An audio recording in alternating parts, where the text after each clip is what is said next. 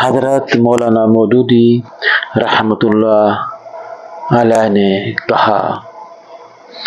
اربوں انسانوں کو ہمارے پیغام سے واقف ہونا چاہیے، کروڑوں کو کم از کم اس حد تک متاثر ہونا چاہیے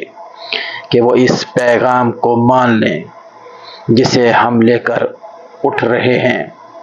کم از کم لاکھوں انسانوں کو ہماری پشت پر